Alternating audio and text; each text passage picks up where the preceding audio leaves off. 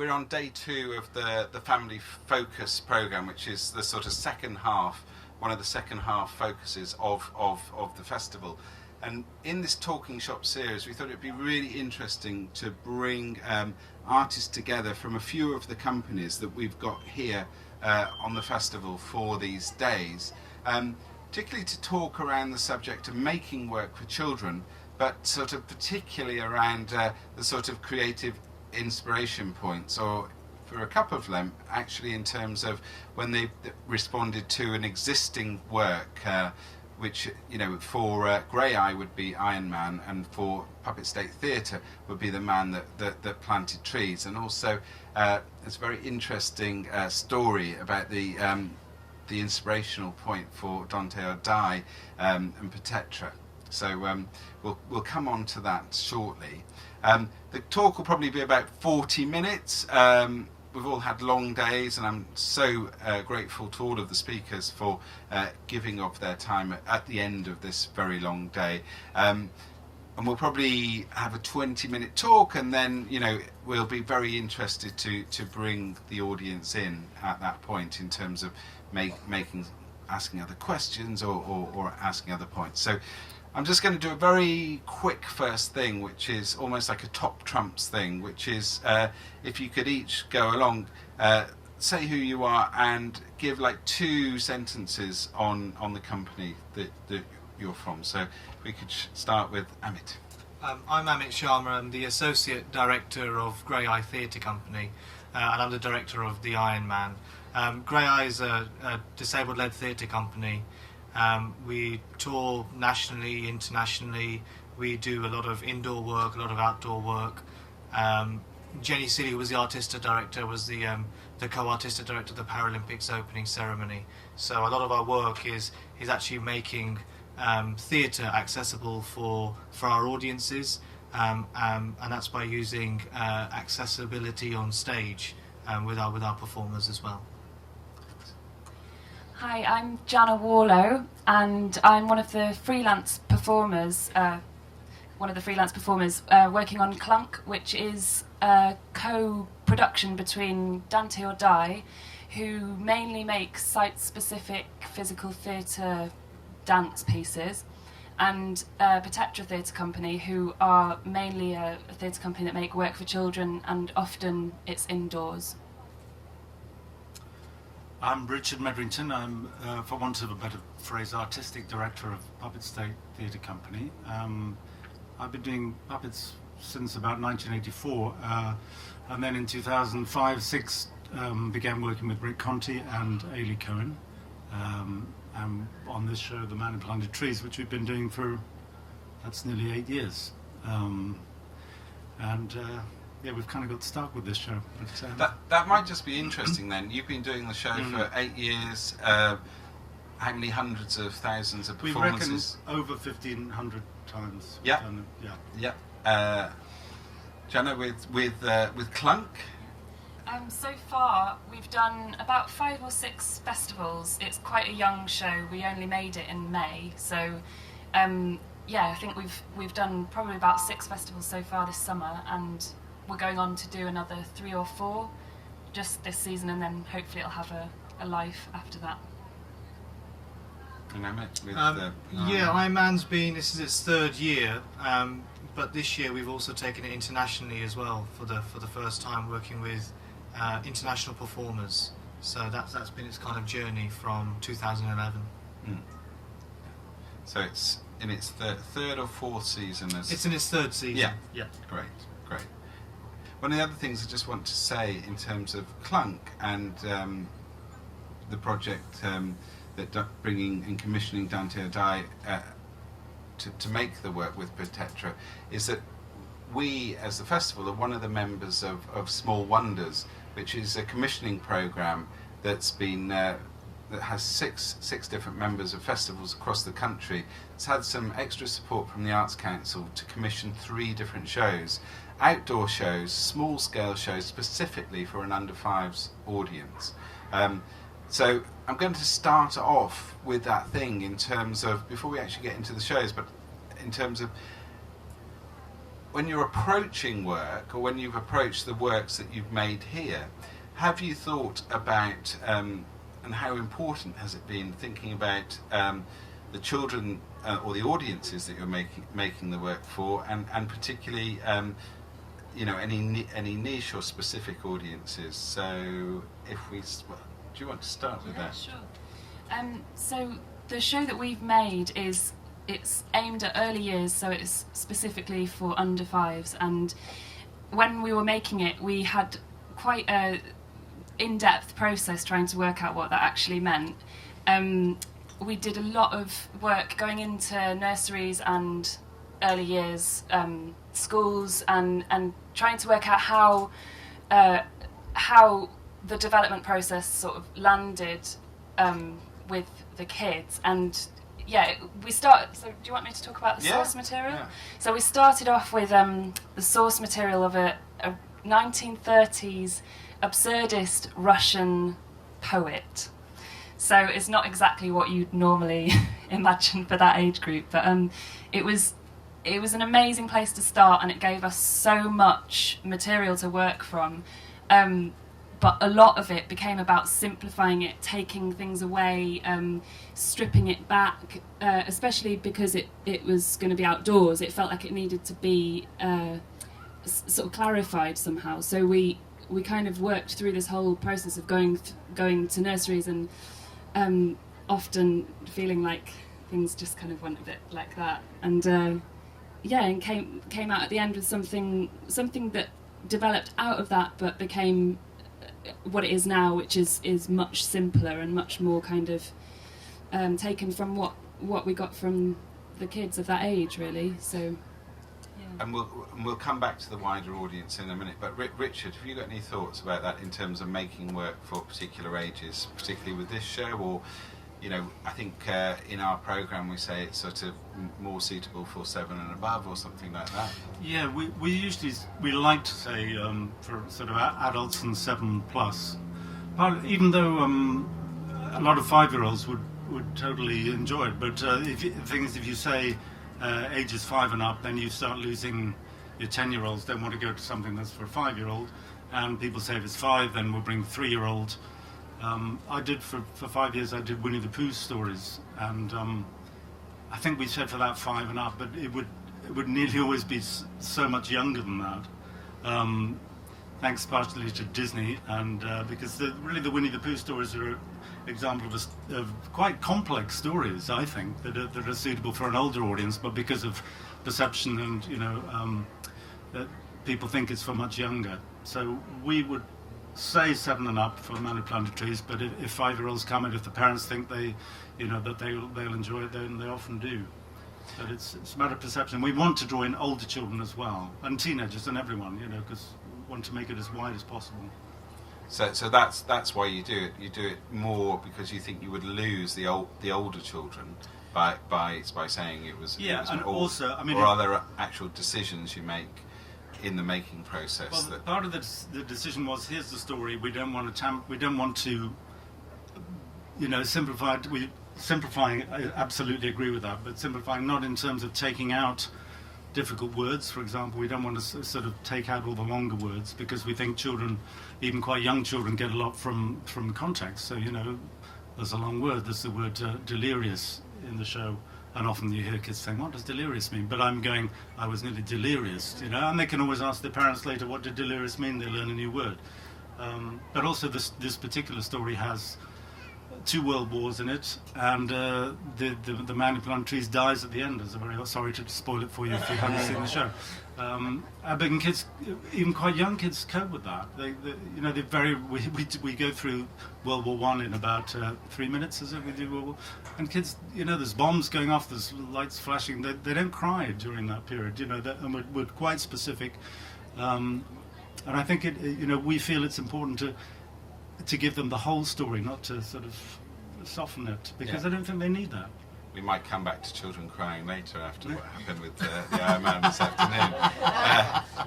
But Amit, just in terms of age, if we stick with the age question, and sort of when you did you find the book, and in that way did you decide when you were started out in the directing process, this is for this particular age group, or for a lower age group? I think Jen wanted to do it, and she's always wanted to do it. And I think it for us, we wanted to do a show which was kind of cross-generational.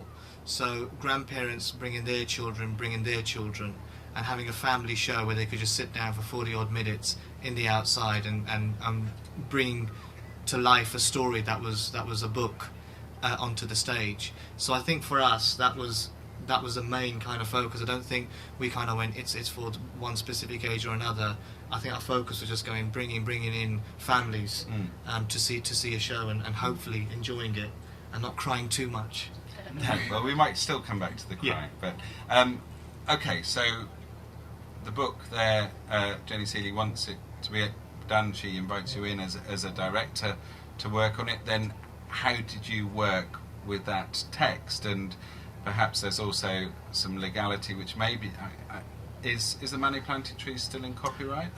Jean Genet gave the copyright into the public domain. Right. So it isn't. So there might be something there that's also interesting to pull out that's actually specific of working with the Iron Man and Ted Hughes' estate. We did have to go through the estate and request to do the book. I mean, the process was slightly different because when I first came into doing the Iron Man, I came on as assistant director. Now I've become director. Since the first time we've done it, we've made a lot of kind of changes. So all for the better, I'd say. Well, so yeah, no, I definitely think that. It's all my work. So the process has been slightly different, but so that's why I say when Jen first started looking at it, I know that she wanted it to be a cross-generational kind of thing, and that's probably about as far as I can go without blagging it. Yeah.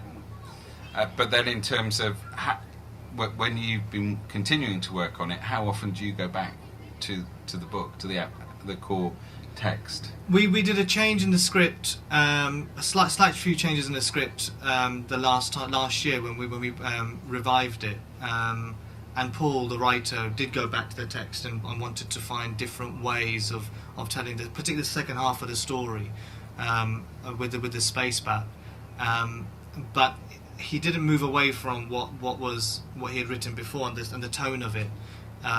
Really boringly, Bill, it was that kind of thing of kind of going, we don't want to make it too specific to a certain age. Actually, we want to tell that simple story, which the Iron Man kind of is. So, but with the idea that when the story had finished, actually, the children with their parents then come and meet the Iron Man and have a picture kind of taken as well. So it's a full experience. And I think that's we were trying to drive to the end. So actually, Iron Man didn't become as scary as when he kind of first appears. Yeah.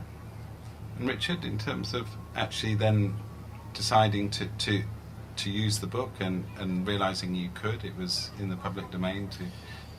Yeah, I think as soon as we came across the story, we thought there has to be a way. There has to be a way to bring this to the stage in a way that would include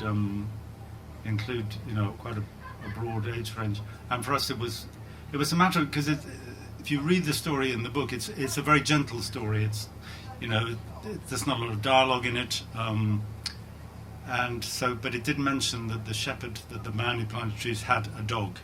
It's just mentioned twice. So for us, that was the key. We thought we knew we could work with that, and so the dog character provides light relief. So we'll have some storytelling, some of the serious part of the story, and then the dog will come in and kind of undercutting the seriousness of the story. So it's not too preachy or worthy, but there's humour. And it's also a matter of, I think attention span not only applies to children, it applies just as much, if not more so, to adults. I mean, adults fall asleep much more readily than children. Yeah. Children will wander around, adults fall asleep. I do it, I fall asleep. Because the theatre, it's warm, it's so comfortable, so it's, and I do actually, there is a sleeping scene. I have occasionally nearly fallen asleep. But no, it's a matter of we don't have very long speeches, so there'll be a serious bit, and it's a bit like playing a fish. You let the audience go, and then you sense that they might be drifting off a bit, so the dog character will bring them back, wake them up. It's a bit of surprise and variety. not doing too long on one kind of note, hitting the same note. And Yeah. we change the tune, keep changing it, and then we have smells and other, sort of surprising elements in the show. I've just thought of a new question, which I'm not on my, but it's perhaps a question of ad-libbing and adding extra in, because there's that sense with your show, perhaps particularly at the start, that it is how much is real in terms of what It's the pretty ad-lib. loose. Yeah, it is loose. Yes, and that's the reason we've been able to do it with the same cast for 8 years, because it's always different. We never know what the dog's going to say. I certainly don't, and Rick, who operates the dog, has probably less idea than I do of what the dog's going to say. And that, keeps us, because we're quite selfish. I mean, I wouldn't want to do a show that I don't think I would enjoy if I was in the audience, whatever age, so Yeah. I have to entertain myself. We have to entertain ourselves before we can entertain anyone else. And the best thing is when my wife, who's Elspeth, the technician, when we hear her laugh, that means there's a new thing's come in, and we hear her laughing at the back, then we thought, that's pretty good. And it's how a is new that? thing. How is that with Iron Man? Has that got to the point where people can ad lib, or is it because it's quite a complex show in lots of ways that actually it's more difficult for that to happen? Is that, and what's the the interaction with the audience with that? I think there is quite a lot of opportunity to add, particularly at the beginning when we're setting up the sign and names for the different characters in the Iron Man. Jude does it brilliantly, and she's supported by the rest of the cast. And you mentioned your wife being the laughing. Me and Jude were talking about Pickles, who plays Mr. Chapman. When he gives a laugh, which he does, you just know that there's a liveness and there's a freshness still there. And I think 6 of the 8 company members are still doing the show from the original as well. I think that continuity is very, very important. There's a lot of trust that kind of builds up. So if someone does kind of go a bit off script, we can kind of manage to find our way back. And we start with the show, which is very, very open with the audience and inviting the audience to participate in our story. And we end it as well by going, come up and see the Iron Man, and the performers are still there, and having that kind of dialogue, and suddenly the audience share their stories of what the book meant to them, or a particular aspect of the show that they really, really enjoyed, and they start to have an interaction with the members of the audience, with the performers as well. But more importantly, if there's a deaf member of the audience or a vision impaired member of the audience, they've got someone on that stage who's been reflected and can kind of understand their experience as well. So there's quite a lot to the show. Yeah. And Jana, with Clunk, I mean, participation and ad lib, you built that into the process, and obviously it's still a very young show. But how are you all feeling about that in terms of having to rely so much on your audience? Yeah. I mean, it really did develop out of that. So it's kind of, in a way, because it's still so young, it feels like it is still developing, and each show that we do is completely different in that sense. We never know what we're going to get from the audience, and we try really hard to kind of follow them and to go with what we get from them. It's about making a song, and so we have a loose framework musically, especially, and we then get the gaps filled in by the audience. And I think as well, that sense of like having a dialogue between us, I think for that age group as well, because it's something that hasn't already been set up, this barrier between us and them, between the performers and the audience. So they don't really know those rules yet, so they sort of break them all the time. And that's really exciting for us as performers, because it kind of is what the show is about in a way. It's about being creative, about kind of just trying things out and not being afraid of the mistakes or being afraid that something might not work. So it's really amazing when suddenly a child's kind of sort of there on stage and playing, because we've got these foam instruments that stick to the back of the chairs, and they pick them up and play them, and it's all kind of formed out of the dialogue that we've had from the beginning between us and children of that age. So yeah, there's still things changing and shifting and moving around within it.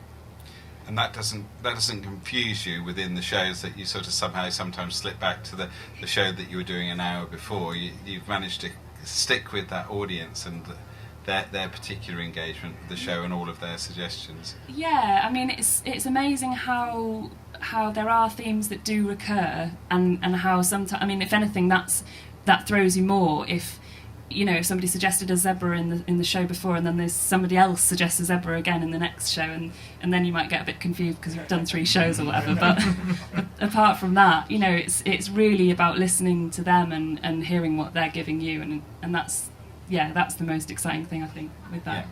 I'm going to open it up now. Has anyone got any points, questions, great insights they'd like to share or to ask of our panel? Chris has got a microphone there. I'm sure there must be somebody.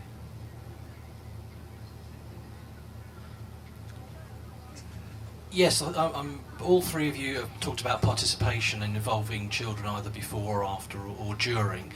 If you wanted to take it another step forward and push that interactivity on, how would you do that? How would you like to do that, either with your existing show or with another show to engage children further than you do already? I've got an idea for my show, which we're going to try tomorrow. You're going to try tomorrow? Yeah, there's a couple of the actors are in now, so here's the note. We're gonna try to get the audience to participate when the Iron Man is going into the grid, and to the signs that we give them at the beginning to kind of interact them, to kind of make it seem as if that they're giving the power to the Iron Man to succeed. So because we do that at the beginning and we have that kind of really easy way of interacting with them. Looking at the show today, I was kind of going with Jenny, who can't be here, she's gone back to London, but we kind of felt that was one thing that was missing, that extra element of participation. And that's the great thing about the structure of the show, that I think we can potentially add that in. So particularly in this heat, that the audience don't kind of, like, you know, sit on their laurels at any kind of point. Yeah, so that's the new note, guys. That's really exciting. I think it's great to have you here for 3 days as well, because, you know, you can do that because you're here for 3 days. Yeah. Whereas if you'd just been coming in for 1 day, it'd be very difficult to do that. So that's great. So also, if anyone here has already seen the show, it's obviously worth going back tomorrow, because it could just all fall apart. Yeah, it could be a car crash, complete car crash. Anyone? Do you want to respond to that? Yes, this may be a bit of a cop-out, but I think it's, for us, I think it's about engaging the imagination, and so you can't always see what the engagement, the interaction is if it's in the imagination. When we were trying to think how to, you know, we've got a story about a forest growing over a period of 40 years. We don't have that many trees. We had all kinds of ideas of how to do the trees. Were we going to get have sort of paper, sort of origami trees that would kind of, you know, get people in the audience to push them up, or we get the audience to stand up and wave their arms around or something like that. And in the end we thought, no, we just got to, if I'm narrating and I can see the trees out there, you know, then maybe that's enough, that the audience, they can see in their mind, they imagine the trees as well, you know. And it's an invisible thing, but hopefully they are engaged and they are interacting with it in a cerebral way. But, you know, that's where it's like listening to a radio play. You know, people say, obviously the scenes are so much better in a radio play. And if you try and do too much for the audience in terms of set and, you know, then they become lazy. I think they like to, and I don't mean that in a bad way, but I think they enjoy being involved.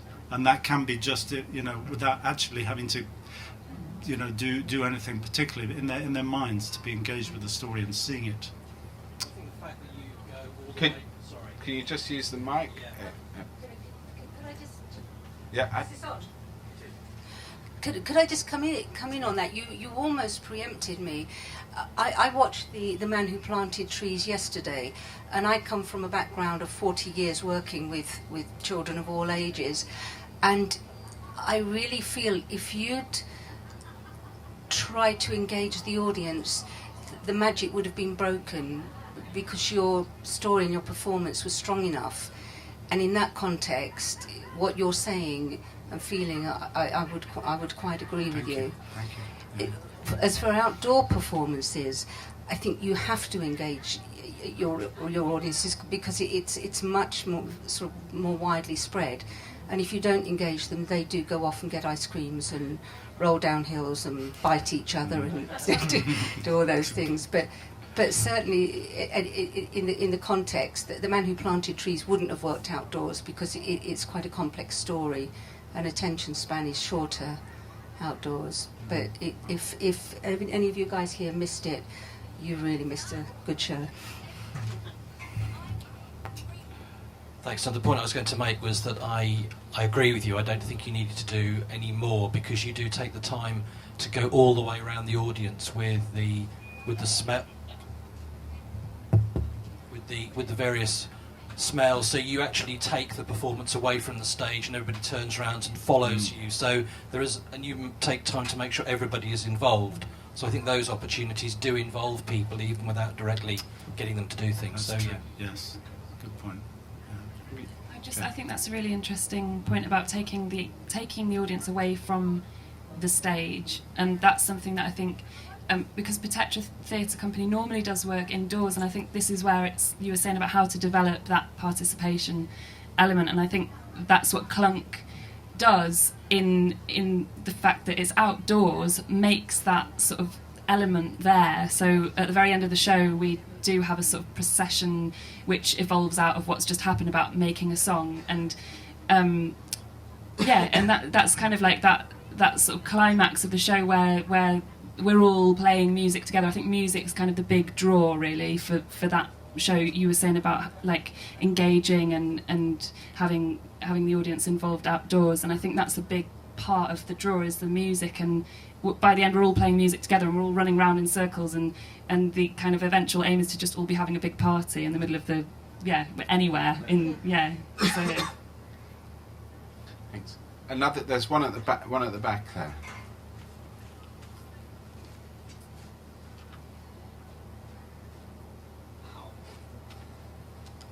Do you market your shows to families? How do you market your shows to families? Would you like to start? Marketing, not my strong point.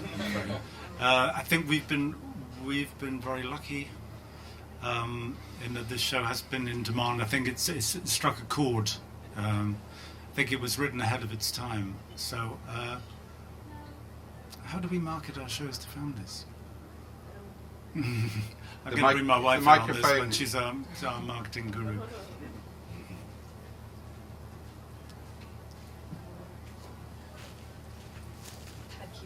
I think we're quite fortunate in that we've been mostly invited to play at places that have got a good existing reach to families' audiences.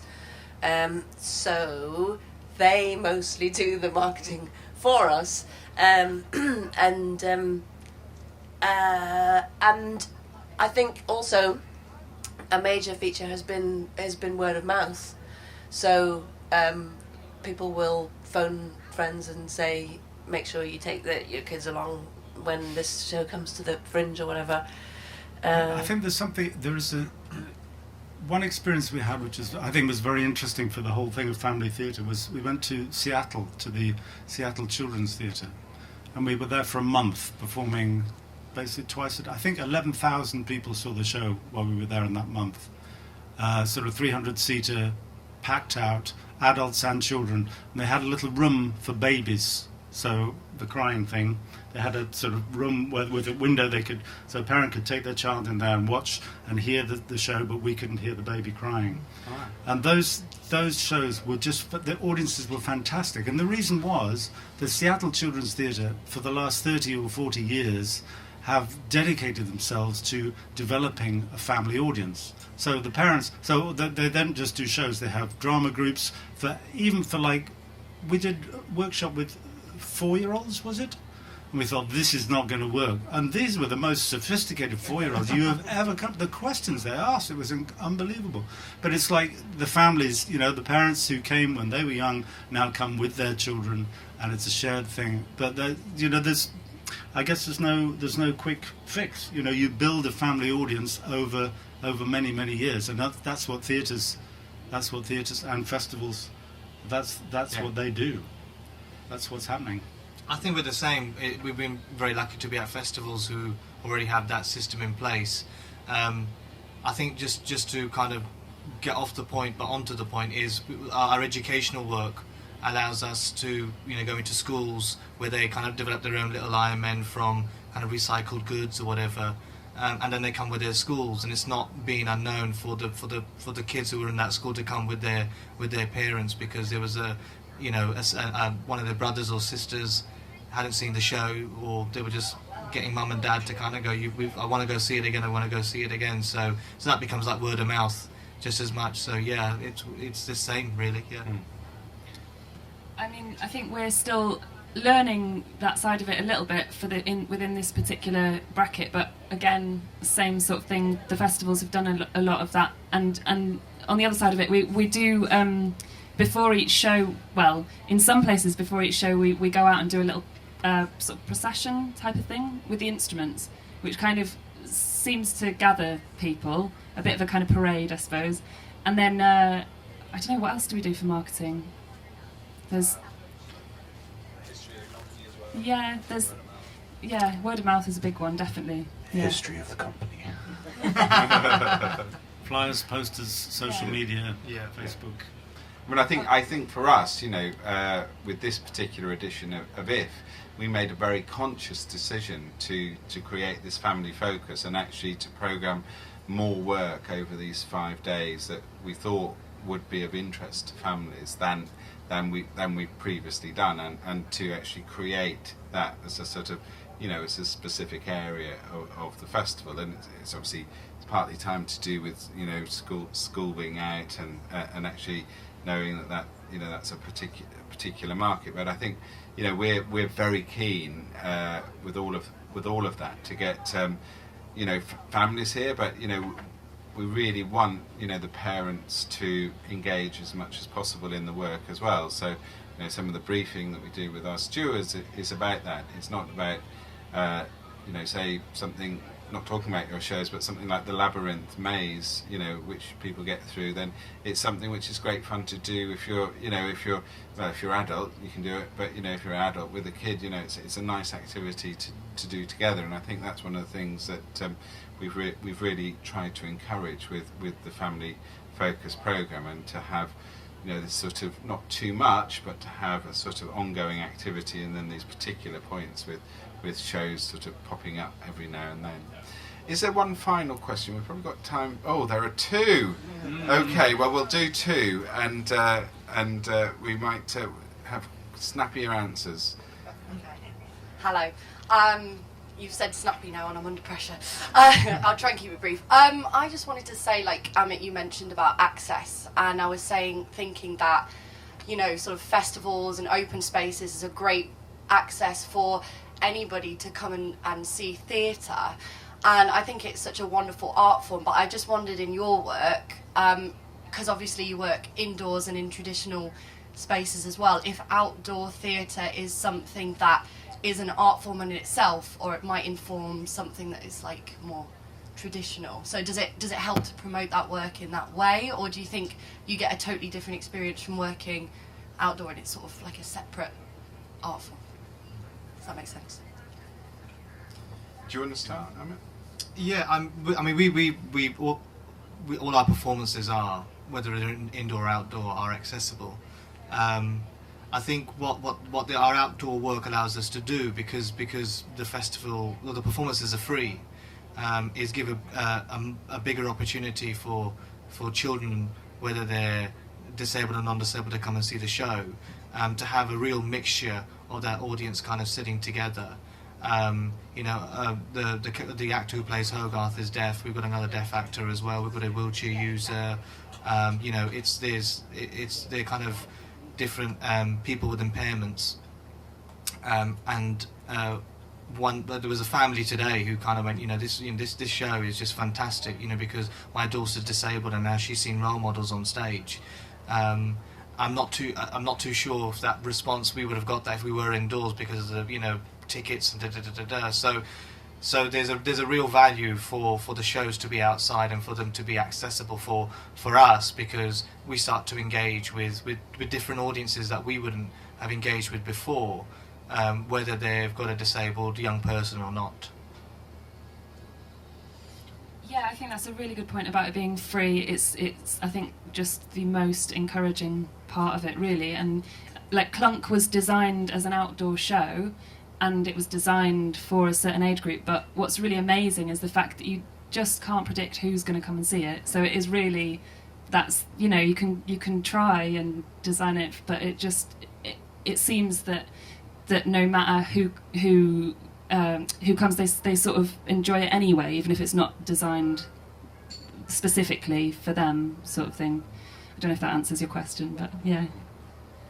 Yeah, we have done our show outdoors, but the elements is all I was saying there. Thanks. And there was one more question, which will probably be the last question just here. Hello. This is a question really about the kind of choices you make in your creative process.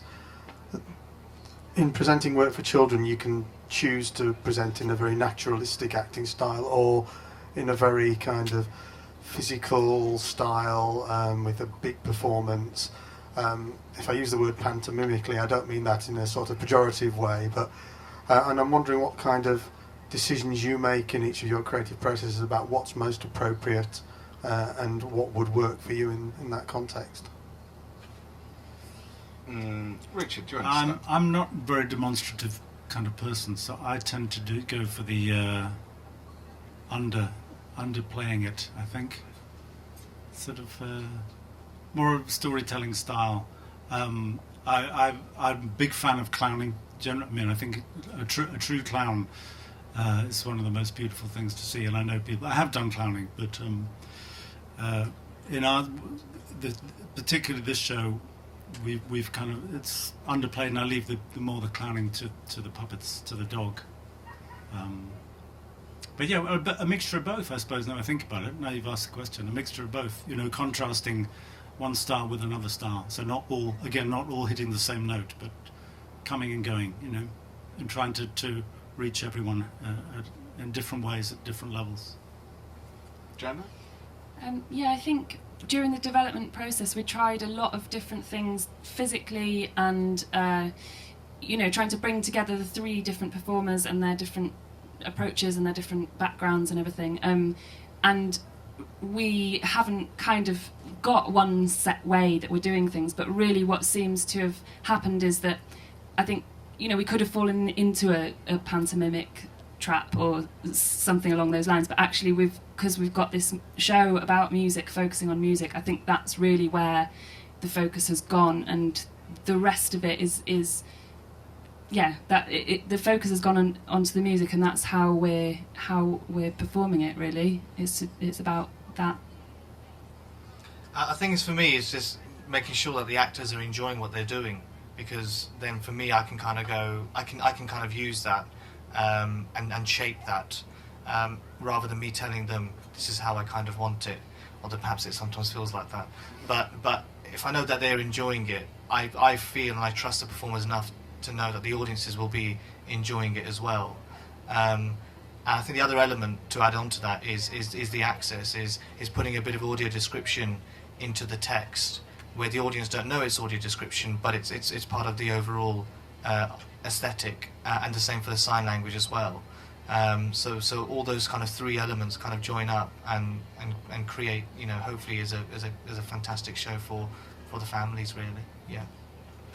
Well, thank you all, and it does, I think hopefully, it feels to me that it's been really worth trying to unpick some of this stuff. But for me, also the other thing when we do this is that we are away from actually just, you know, sort of, you know, particularly I've seen Clunk because it's right where we come out of the production area, so I've seen parts of every show that's happened, and I've now seen it all in different bits with different audiences, and of course it's absolutely about that engagement with the audience, and you know it's that lovely thing of really feeling that. And I think, you know, also you know, with the presenting the work in the Spiegel tent, somehow I don't know, for me it feels there's a greater engagement with the audience than perhaps some sort of studio theatres that you might work in. I don't know if you feel that, but you know, I think it's been a lovely place to feel the audience, as well as and